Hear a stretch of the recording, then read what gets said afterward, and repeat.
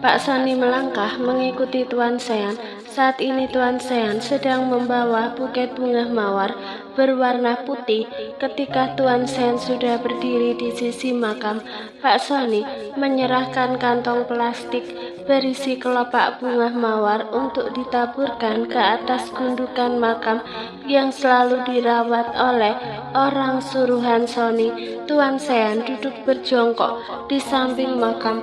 "Yasmin, hari ini aku datang kembali untuk menemui kamu," ucap Tuan Sean lirih tangannya sambil menaburkan kelopak bunga mawar ke atas gundukan tanah yang ditumbuhi oleh rumput Jepang hingga kelopak bunga mawar itu merata di atasnya.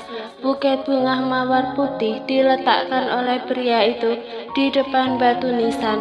Tangan berkulit putih yang masih terlihat kekar itu mengusap batu nisan yang tertulis nama Yasmin. Nampak sekali pria itu memendam kesedihan dan kerinduan yang mendalam terhadap istri kecilnya. "Yasmin, andai aja kamu selamat dari peristiwa kebakaran itu. Pasti sekarang kita hidup bahagia bersama anak-anak kita," lirih pria itu. Tangannya masih mengusap batu nisan. Terdengar bunyi petir di atas sana. Langit mulai terlihat mendung. Pepohonan yang ada di sekitar makam mulai tertiup angin kencang, membuat sebagian daun-daunnya berjatuhan. Tuan Sean masih saja mengusap batu nisan. Dia tidak terpengaruh dengan perubahan cuaca yang tiba-tiba mendadak berubah. "Tuan, sebentar lagi mau turun hujan." Pak Sony mengingatkan bosnya agar segera beranjak dari tempat itu. Pak Sean terlihat mendongakkan kepalanya. Sedetik kemudian pria itu langsung beranjak dari duduknya. Baru saja keduanya tiba di ambang pintu gerbang pemakaman, hujan mulai mengguyur dengan begitu derasnya. Beruntung mobil tidak jauh dari pintu gerbang. Tuan Sean dan Pak Sony gegas berlari masuk ke dalam mobil. "Kita langsung ke rumah saja ya Tuan?" tanya Sony. "Iya," sahut Tuan Sean singkat.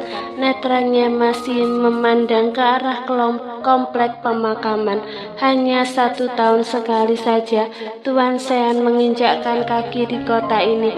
Meskipun dia ada beberapa kali datang ke Indonesia, tapi biasanya pria itu datang hanya sebentar saja untuk menghadiri meeting penting di kota J. Selesai meeting dia kembali lagi ke negaranya. Kini mobil yang membawa Tuan Sean sudah memasuki perumahan mewah. Rumah mewah berlantai 2 yang ada di kota B ini hanya dihuni oleh ART saja.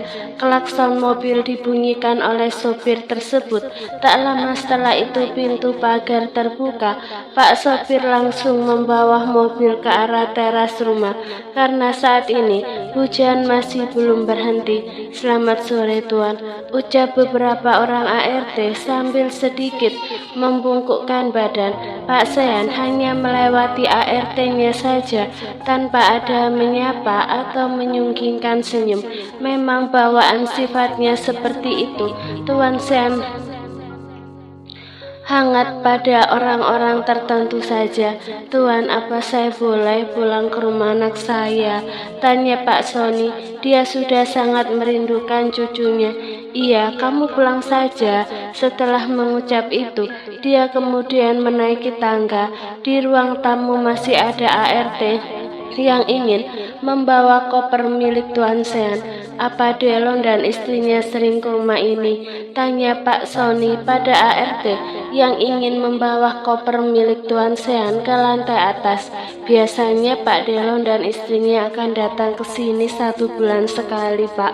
"Ya sudah, sekarang kamu antar koper itu ke kamar Tuan Sean." Di rumah Darrell sore ini sebuah mobil mewah baru saja parkir di depan teras rumah. Tak Tak lama setelah mobil berhenti, pasangan Parubaya nampak turun dari mobil.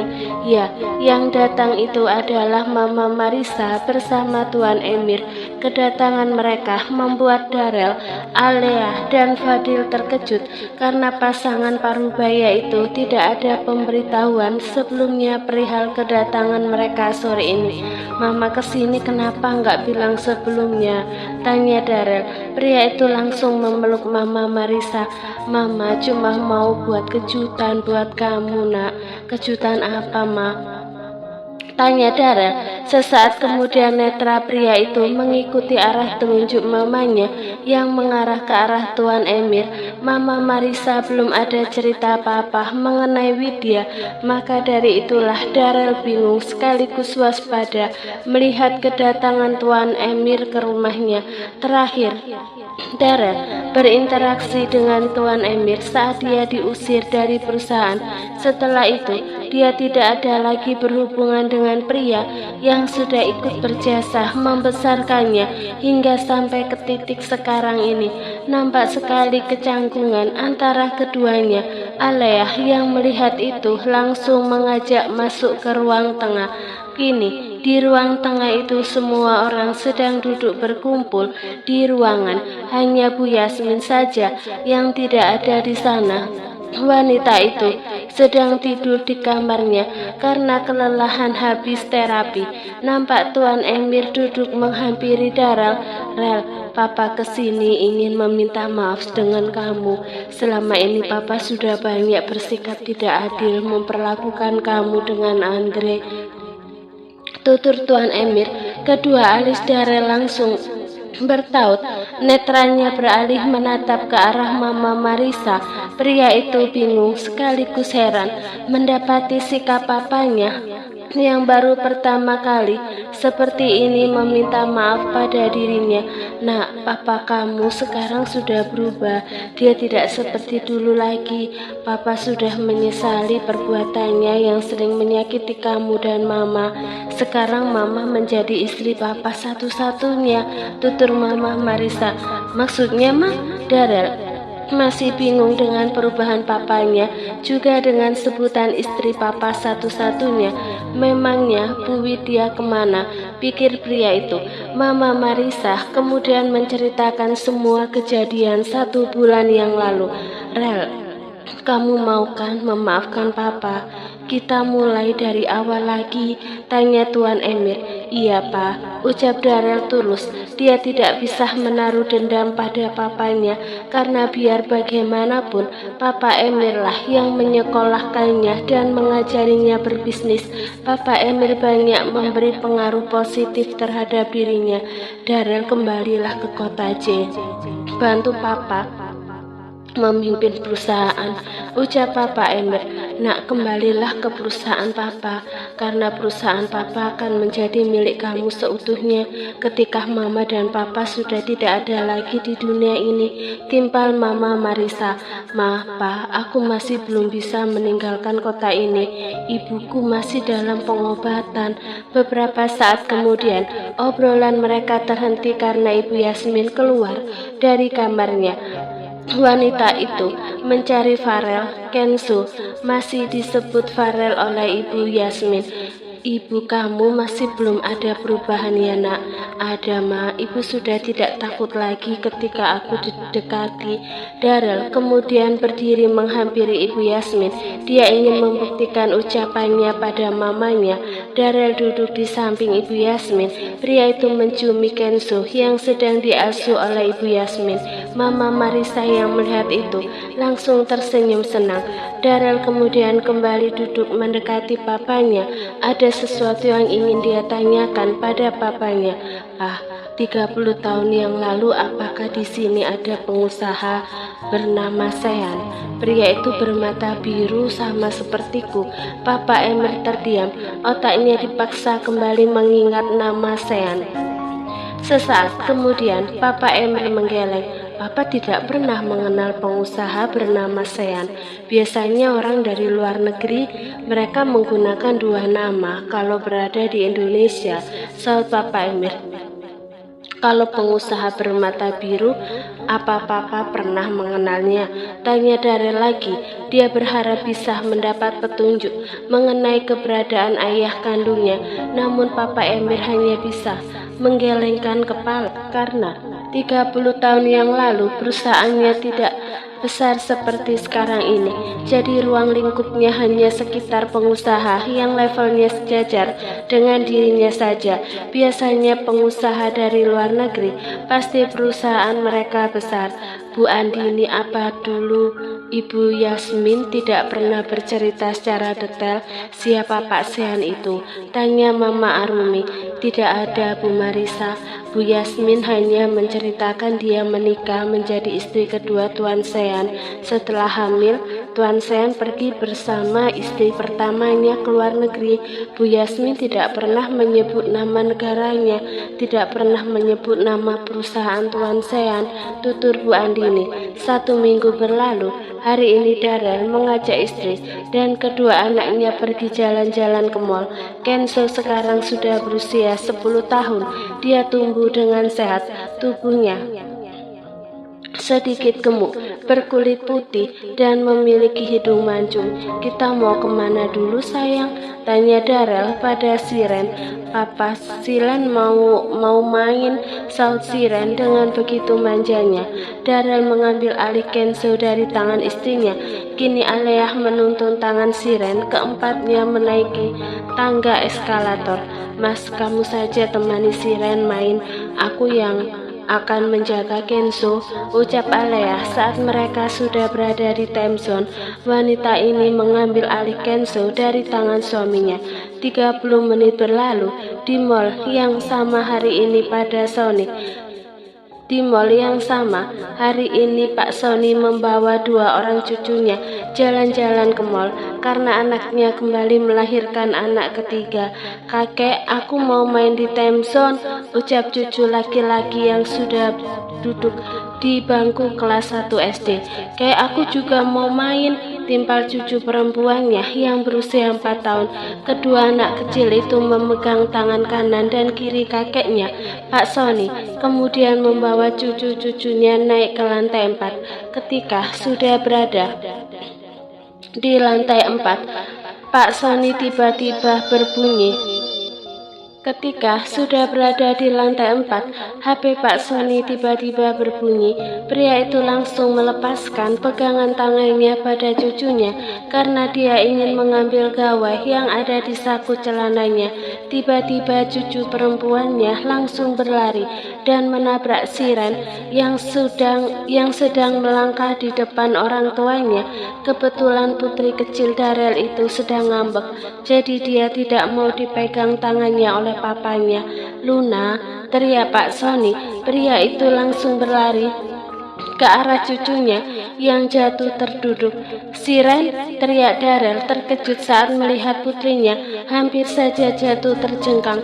Beruntung pria itu masih sempat menangkap tubuh putrinya. Luna menangis. Pak Sony langsung menggendong cucu perempuannya. Dia melihat sendiri dalam hal ini cucunya yang salah. Bagaimana keadaannya, Pak? Tanya Darrell memastikan. Tidak apa-apa, sebentar lagi dia akan berhenti menangis, saut Pak Sony. Baiklah kalau begitu kami lanjut jalan dulu, Pak. Darrell langsung menggendong Siren. Kemudian dia mengajak Alea yang sedang menggendong Kenzo menuruni tangga. Sepeninggal Darrell, Pak Sony nampak terdiam sesaat, tapi tangan yang satunya ditarik oleh cucu laki-lakinya agar segera menuju time zone. Di tempat time zone, Pak Sony kembali termenung. Dia masih memikirkan pria bermata biru yang baru saja ditemuinya. Menurutnya wajahnya seperti tidak asing. Saat di jalan pulang, pikiran Pak Sony masih ke arah pria muda yang baru saja dia temui. Pria itu mengingatkannya dengan Tuan Sean sewaktu masih muda. Wajahnya ada kemiripan dengan Tuan Sean. Kakek, kita mau kemana lagi? Tanya cucu laki-lakinya ketika mobil sudah mengitari jalanan beraspal. Kalian pulang dulu ya, kakek masih ada kerjaan. Pak Sony melajukan mobilnya menuju rumah anaknya. Setelah mengantar kedua cucunya ke rumah, Pak Sony kembali melajukan mobilnya menuju kediaman Tuan Sean. Di rumah, Tuan Sean, hari ini ada Delon bersama istri dan anaknya. Ketiganya baru saja datang dari kota J seminggu yang lalu. Delon mendapat kabar dari Alice bahwa Papa Sean ada di kota B. Papa kenapa tidak ajak sekalian Mama ke sini? Tanya Delon. Saat ini mereka sedang duduk bersantai di ruang keluarga. Mama kamu banyak kegiatannya di sana. Lagi pula Papa di sini hanya sebentar.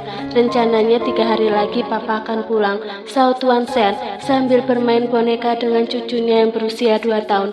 Di halaman rumah, mobil Pak Sony baru saja parkir di sana. Pria itu keluar dari mobilnya dan langsung melangkah ke arah teras rumah.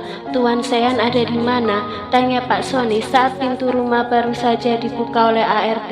Ada di ruang keluarga, Pak. Di sana juga ada Pak Delon dengan istri dan anaknya. Pak Sony tidak bertanya lagi. Pria itu masuk ke dalam rumah dan langsung melangkah ke ruang tengah. Selamat siang, Tuan Sean. Pak Sony menyapa atasannya saat ingin masuk ke ruang keluarga. Siang, ada apa, Son? Bukankah hari ini saya membebaskan kamu untuk bertemu keluarga?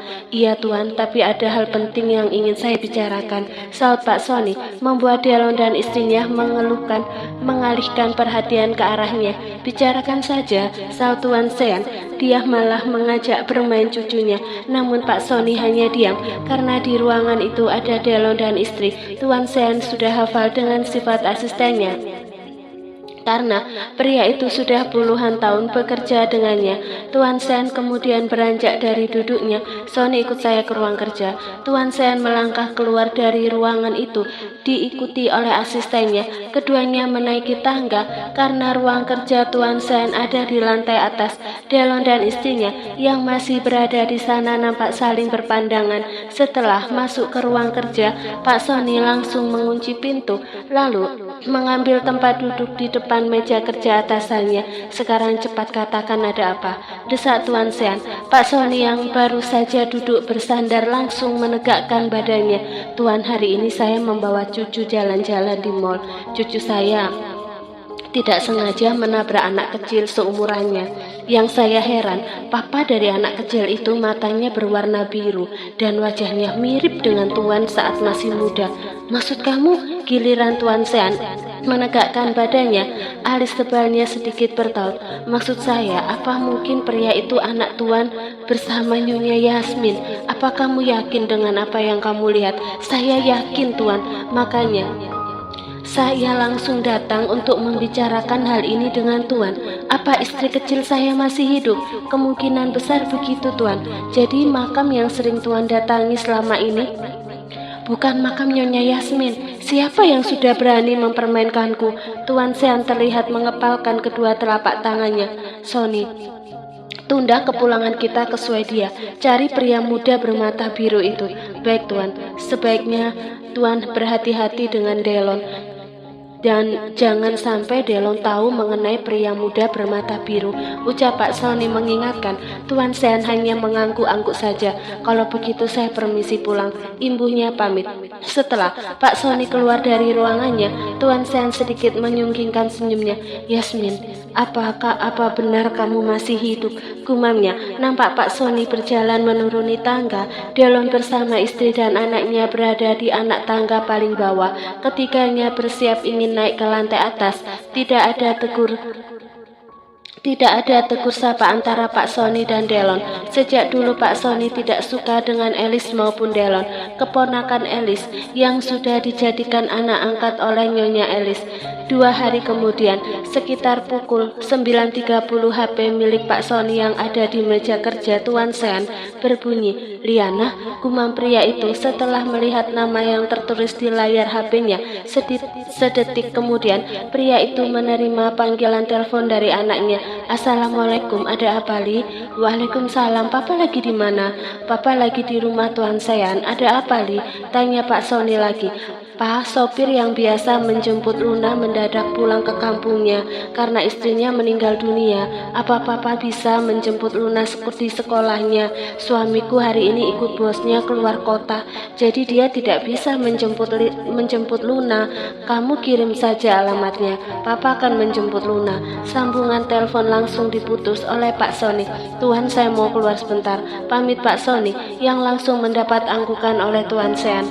45 menit kemudian, Pak Sony sudah tiba di samping gerbang sekolah. Saat ini para orang tua sudah mulai berdatangan karena 15 menit lagi bel pulang sekolah akan berbunyi. Mika saat ini sedang duduk berbincang bersama ibu-ibu yang lain.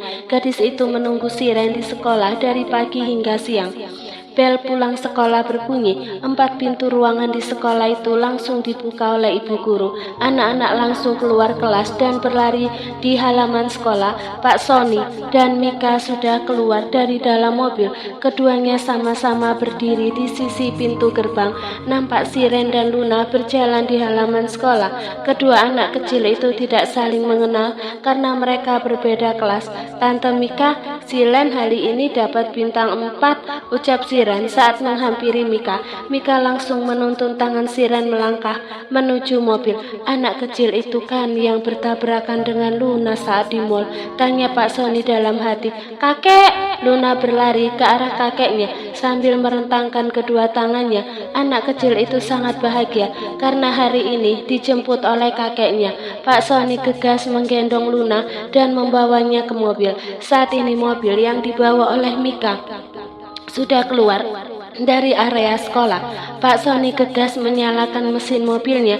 Dia ingin mengikuti mobil yang membawa Siren. Pria itu nampak bersemangat sekali karena hari ini dia sudah mendapat titik terang mengenai keberadaan pria muda bermata biru.